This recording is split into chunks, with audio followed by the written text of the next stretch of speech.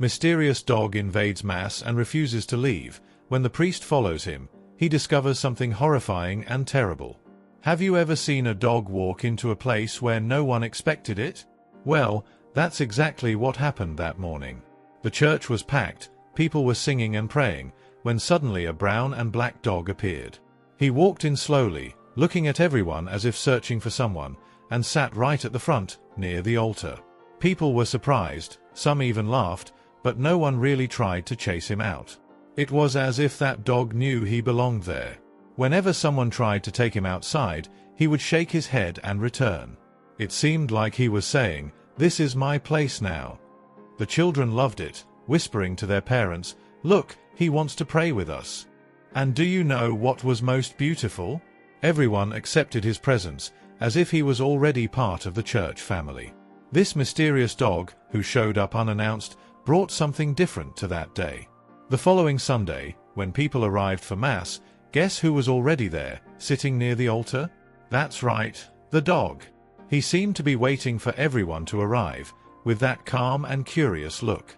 The children were excited. "Look, he's back." And so began the story of Spike, the new member of the parish. It was little Sophia who gave him the name. During the Mass, she whispered to her mother, "This dog looks like a Spike." Her mother laughed, and soon the name spread. When the priest asked at the end of the service, "Has anyone given our visitor a name?" the children shouted in unison, "Spike." The name stuck, and now he was officially part of the community. Spike seemed to understand that this was his place. Every Sunday, he would show up, walking calmly, and sit in the same spot near the altar. He didn't bark, run, or disrupt the service. It was as if he knew this was a moment of peace and prayer. During the readings and hymns, he watched everything attentively, and sometimes it even seemed like he was praying along. It was impossible not to notice how he brought a different, lighter, and more welcoming atmosphere. The parishioners started to grow fond of Spike. Some people brought him a piece of bread or some water, and the children loved playing with the dog after Mass. He, in turn, repaid their affection with licks and that loyal companionship only dogs can offer. Even those who initially found it strange began to see Spike as a symbol of love and unity. Father Francisco, who at first only watched from a distance, started paying more attention to Spike. He said, "This dog teaches us more about acceptance than many of us." The phrase became famous, and Spike was now seen as much more than a mascot. He was a living example of how the church was a space for everyone, even a stray dog. But while Spike brought joy and companionship to everyone, he also left the priest curious. Where did he come from? Why did he always show up at the church? And even more intriguingly, where did he go when everyone left? These questions began to linger in Father Francisco's mind, but no one had answers. One thing was certain, Spike wasn't there by chance. And the priest, driven by a mix of curiosity and intuition, decided he would uncover the mystery behind this special dog. Little did he know that this journey would reveal far more than he expected. After several weeks of living with Spike, Father Francisco started to notice that this dog was not ordinary. He didn't just appear at the church for no reason. It seemed like there was a greater purpose to his visits. Francisco was a man of faith, but also someone who paid attention to details. And Spike had a way of drawing attention that the priest couldn't ignore. Every time Spike entered the church, he walked to a specific corner, near an old statue of St. Francis of Assisi, and stood there as if waiting for something.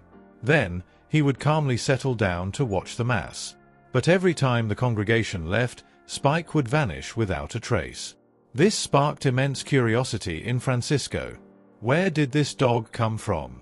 And why did he seem so connected to this place? One day, at the end of Mass, the priest decided to follow Spike discreetly. He waited for the dog to leave and began trailing him, keeping a safe distance to avoid being noticed. Spike walked with confidence, as if he knew exactly where he was going. He crossed the village streets, passed a small stream, and entered a forest that few locals visited. Francisco felt a chill as he stepped into the woods. It was as if he was about to uncover something important.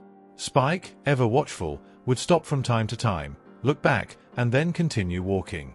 It was almost as if he was making sure the priest was still following. The deeper Francisco went, the more the scenery changed. The forest grew denser, the trees taller, and the sound of birds was replaced by an eerie silence. After a few minutes, Spike stopped in front of an old, run-down house. The house was almost hidden by the vegetation, as if no one had been there for years. The windows were broken, the door looked like it was about to fall, and the roof had holes where the sky peeked through. Francisco looked at Spike, who was now standing by the door, staring at him. It was as if he was saying, "Go in, you need to see this." With his heart racing, the priest took a deep breath and pushed the door, which creaked loudly as it opened. The interior of the house was dark and dusty, but as Francisco looked around, he noticed something unusual. There were marks on the floor, as if something heavy had been dragged recently. And in one corner, partially hidden under a pile of old wood, he saw an ancient chest. As Francisco approached the chest, he felt a mix of fear and curiosity. He carefully pushed aside the wood, brushed off the dust, and noticed the chest was locked. Luckily, he found a small rusty key hanging on a nail on the wall. With trembling hands, he unlocked the chest and discovered something he never expected: belongings of someone named Elijah. Inside were letters, a journal, some old photographs, and a small wooden crucifix. Before we continue, remember to like and subscribe to the channel if you love animals and their heartwarming stories. Father Francisco was intrigued. The chest he found in the old house seemed to hold more than just personal items. It felt as if every object inside told a story waiting to be uncovered. Spike, the loyal guide, stayed by his side, watching the priest's every move attentively, as if aware of the moment's significance. Francisco picked up the journal and sat on an old creaky chair. He began flipping through the pages, trying to decipher what Elijah, the chest's owner, wanted to convey. The handwriting was elegant but worn by time. With each page, the priest found accounts of a life filled with faith but also shrouded in mystery and suffering. Elijah appeared to be deeply connected to the church, but something in his words hinted at difficult times. As he read, Francisco stumbled upon a passage that caught his attention. Elijah mentioned a name, Elizabeth. He described her as a kind and devout woman who regularly attended church. But then, abruptly, his mentions of her stopped. It was as though something had happened, but Elijah dared not write what it was. Among the chest's items, Francisco found old photographs. In one of them, Elijah stood next to a young woman Francisco assumed to be Elizabeth. Both were smiling, with the church in the background. There was something about the photograph that moved him, as if it held a secret he didn't yet understand. As he dug further into the chest, Francisco found a simple wooden crucifix, but its details stood out. Engraved on the back of the crucifix were the words, "The truth will set you free." It felt more like a message than mere decoration. He also found letters that were never sent, all addressed to Elizabeth. The words were full of affection but also despair, as if Elijah had been trying to protect her from something. Reflecting on what he had found, Francisco began to piece things together. Why had Elijah left all these belongings in an abandoned house? And what was Elizabeth's role in all of this? The house's silence only deepened the mystery, and the priest felt there was still something there, something he hadn't uncovered yet. Suddenly, Spike stood up, fixed his gaze on a section of the wall, and began barking. Startled, Francisco went to where the dog was. He noticed the wall looked different. There was a panel that seemed to have been placed to hide something. With effort, he removed the panel and found a small metal box behind it. Inside the box was an envelope sealed with red wax. When Francisco opened it, he found a handwritten letter. The words were from Elijah, and they revealed something alarming. Elizabeth discovered something she shouldn't have. Now I fear for her life and mine. This house holds the answers but also secrets that could destroy the church if revealed. A chill ran down Francisco's spine. The letter raised more questions than answers, but one thing was clear: something very serious had happened in that church's past. Somehow, Spike seemed to be leading Francisco toward uncovering the truth. The priest knew he had to investigate further but felt he was stepping into something far bigger than he had imagined. As he left the house with Spike by his side, Francisco looked up at the sky and offered a silent prayer. "Lord, guide me to do what is right." He knew the next step would be to understand what had happened to Elizabeth and the true connection between her, Elijah, and the secrets hidden in that house. The mystery was only beginning. Father Francisco returned to the church with more questions than answers. The discoveries in the abandoned house weighed on his mind, especially the name that seemed central to the entire story, Elizabeth. Who was this woman, and why did her presence echo so strongly in Elijah's writings? There was no doubt she was important, but the details of her life and her death remained an enigma. Determined to learn more, Francisco began discreetly asking the village's oldest residents. Many remembered Elizabeth, describing her as a sweet woman, devoted to the church and always ready to help those in need. But when he asked about her death, the tone of the conversations changed. Some said she had mysteriously disappeared. Others mentioned that her death was sudden and shrouded in silence. No one seemed to know exactly what had happened, or, if they did, they didn't want to speak about it. Francisco didn't give up. He searched the church's old records, looking for any mention of Elizabeth. He combed through baptism, marriage, and death records. Finally, he found her name in an old parish membership book. Next to her signature was a handwritten note, "Devoted faithful. May God shine his eternal light upon her." However, there were no details about how or when she had died, which was strange. Normally, death records were well documented. As he continued his search, Francisco came across something that caught his attention. In a forgotten drawer in the sacristy, there was a wooden box with old papers. Among them was a letter addressed to the parish's former priest, Father Christopher. The letter, written by Elizabeth, was a denunciation. In it, Elizabeth accused someone, she didn't say who, of using the church for illicit activities. Her words were clear: "I cannot remain silent about what is happening. This place is sacred, and what they are doing here is a desecration." The letter was powerful and revealing, but it also carried a sense of urgency. Elizabeth seemed to fear for her life. Francisco felt a knot in his throat. Could this letter be the reason for her disappearance? Was this why Elijah also seemed to live in constant vigilance? The more the priest investigated, the more he realized that Elizabeth had stumbled upon something significant, something that endangered not only her life but also the integrity of the church. The tension grew, but Francisco was not alone. Spike, as always, seemed to sense the priest's anguish and never left his side. In moments when Francisco was lost in thought, the dog was there, resting his head on his lap as if to say, "Keep going. You're on the right path." Francisco also began to notice something curious. Spike exhibited a peculiar behavior near a specific corner of the church, close to the altar. Every time they passed by, the dog stopped, sniffed the ground, and became restless. Could it be that this spot concealed more than it appeared? Elizabeth's letter had mentioned that evil was within the church, and Francisco began to wonder if this was more literal than he had imagined. With all these clues in hand, Francisco decided to act more decisively. Elizabeth's story was far more than a forgotten tragedy. It was the key to understanding what had truly happened in the parish. But he knew that delving deeper risked uncovering difficult and perhaps dangerous truths. Elizabeth's figure became almost a spiritual presence in Francisco's life. He felt that he was completing what she had been unable to finish, bringing the truth to light. And although the journey was filled with uncertainty, Francisco knew he couldn't stop now. The next step was to uncover who was involved in the crimes Elizabeth had denounced, and, more importantly, how Spike seemed to be such a crucial link in the entire story. Elizabeth's mystery was not just about her disappearance. It was about courage, justice, and the burden of confronting something greater than oneself. And Francisco, alongside Spike, was determined to uncover the truth. Father Francisco felt that he was getting closer to unraveling the mystery surrounding Elizabeth and Elijah. The letter he had found, in which Elizabeth denounced illicit activities in the church, was a clear warning that something grave had happened there. But who was involved? And what was truly being hidden?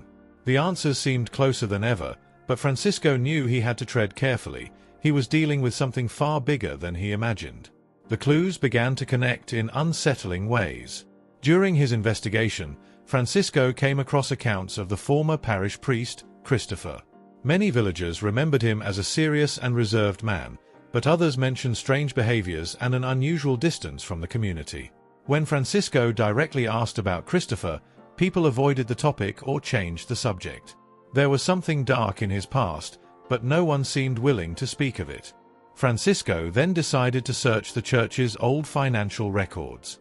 Among the documents, he found discrepancies indicating unexplained financial transactions.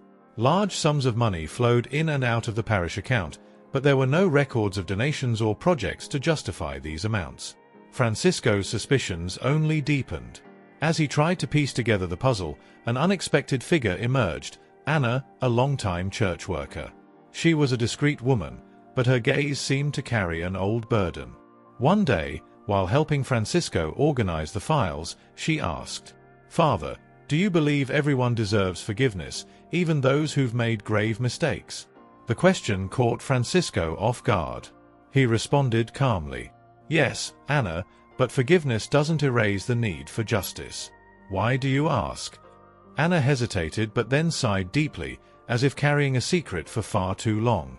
"Father, there's something I need to confess. I worked here during the years Christopher was the priest. And I know what happened to Elizabeth." Francisco's heart raced. He sat beside her and asked her to continue.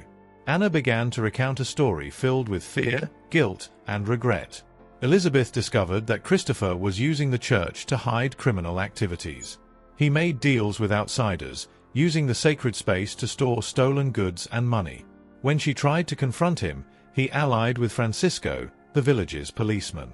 They told her to stay silent, but Elizabeth refused. Anna paused, visibly emotional, but continued. "That night, she came here to gather evidence against Christopher. I saw everything. Elijah tried to help her, but there was an argument, and she fell. It was an accident, but Christopher and the policeman decided to hide the body in the church. They used what should have been a sacred place to cover up what they had done." Francisco sat in silence for a moment, absorbing the gravity of what he had just heard. What Anna revealed explained many things: Spike's restlessness, Elijah's letter, and the silence surrounding Elizabeth's death. But it also raised new questions. Where exactly was Elizabeth's body hidden? And why did Spike seem so connected to this story? With Anna's help, Francisco decided to gather all the evidence he had. He knew he couldn't keep the secret. It was time to expose Christopher's and the policeman's crimes. But he also knew this decision put his own safety at risk. Even so, the memory of Elizabeth and Elijah's courage propelled him forward. He couldn't back down now. After the initial conversation with Anna, Father Francisco knew he needed to hear more. The revelation about what happened to Elizabeth and the involvement of the former priest Christopher and the policeman Francisco was shocking, but there were still gaps in the story. Anna's gaze carried a weight, as if she knew more than she was willing to admit. It was necessary to help her fully unburden herself. One afternoon, Francisco invited Anna to talk in the sacristy. He began with a warm, almost fatherly tone. "Anna, I know it's not easy to carry something like this for so long. But you've already taken the first step, and that's very courageous. Now we need to understand everything that happened. I'm here to listen, without judgment." Anna lowered her head and gripped a rosary tightly. She took a deep breath before beginning to speak. "Father, when it all happened, I was just an employee who did what I was told. I saw things I didn't understand, but I was too afraid to ask questions. Christopher was an authoritarian figure, and no one dared to question him. But Elizabeth, she was different. She was determined and brave enough to confront anything that went against her faith." Anna paused, wiping away tears streaming down her face. "One night, Elizabeth came to me. She was agitated and said she had discovered something very serious about Christopher and needed my help. I admit, I hesitated, Father. I was afraid of losing my job or, worse, getting involved in something dangerous. But deep down, I knew she was right. She spoke about dirty money, stolen goods, and said she needed to prove that it was all being hidden here in the church." Francisco listened intently, feeling a mix of compassion and indignation. "And what happened next, Anna?" She continued. "Elizabeth got the evidence. I don't know how, but she had documents showing Christopher's transactions and the involvement of policeman Francisco. That night, she went to confront them. Elijah was with her, trying to protect her, but things got out of hand. Christopher tried to take the documents, there was a struggle, and Elizabeth, she fell. She hit her head on a pew. "It was an accident, Father," but Christopher panicked. He and the policeman decided they couldn't take the risk. They said it would ruin the church and they hid her body here, inside the parish itself. Anna's words echoed in Francisco's mind. A chill ran down his spine. They hid Elizabeth's body in the church? But where, Anna? Anna looked down at the floor, as if the weight of her words were crushing her.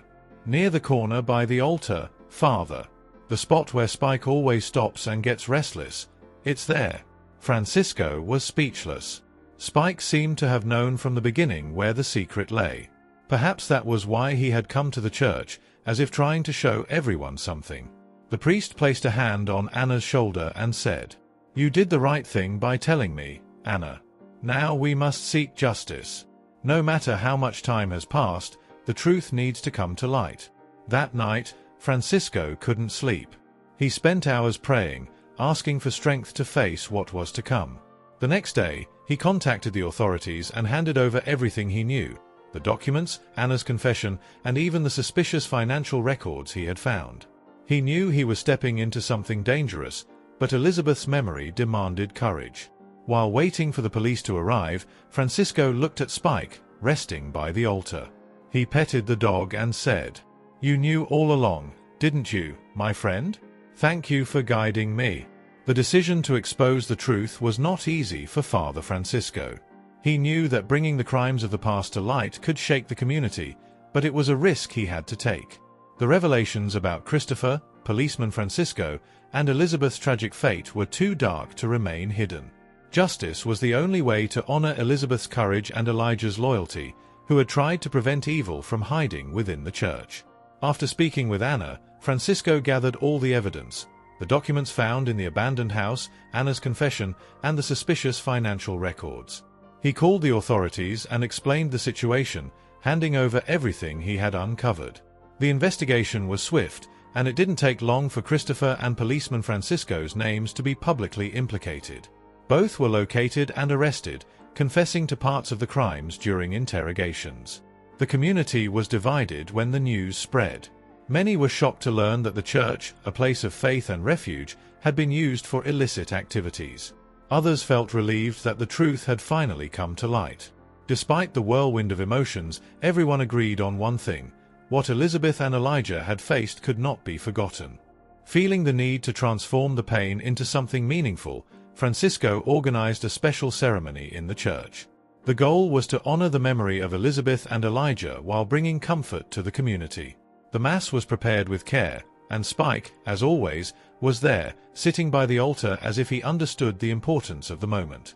During the ceremony, Francisco spoke about courage, truth, and the legacy that Elizabeth and Elijah had left behind. He explained that even amidst darkness, there are those who choose the light, who fight for what is right. As the priest spoke, many people wept, moved by the story of love and loyalty that connected those who had passed and the faithful Spike, who never gave up on guiding the community to the truth. After the Mass, Francisco and the congregation walked to the cemetery for Elizabeth's symbolic burial. Although her body was never found, the gesture was a way to acknowledge her importance and give the community a place to remember her. Spike joined the procession, walking beside Francisco as if paying his own tribute. At the end of the ceremony, Francisco did something that touched everyone deeply. He officially adopted Spike. In front of the gathered community, he announced, "This dog, who guided us to the truth, is a living example of loyalty and love. From today onward, Spike will be my companion, and I will care for him as he cared for all of us." The priest's words brought tears to many eyes. Spike, as if he understood, wagged his tail and lay down at Francisco's feet, marking the start of this new chapter in his life. The story of Spike, Elizabeth, and Elijah became a symbol of resilience and justice for the entire community. Children began playing more often near the church, where Spike was seen as the guardian of the place. Adults, on the other hand, reflected on the importance of standing up for what is right, even when it seems difficult. Francisco knew that the journey to this point had not been easy, but he felt at peace. With Spike by his side, he found new strength to lead his community. The legacy of Elizabeth and Elijah was not just about justice, but also about the importance of never giving up in the pursuit of truth, even when it seems hidden in the shadows.